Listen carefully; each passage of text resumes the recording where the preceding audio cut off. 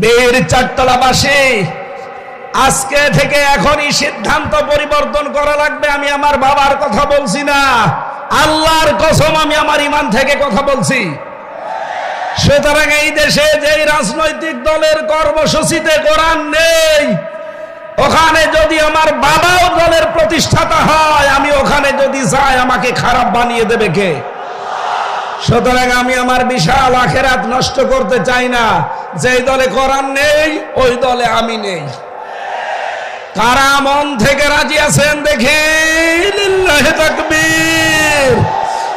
এই দেখেন তো, হাত তোলেনি কে? দেখেন।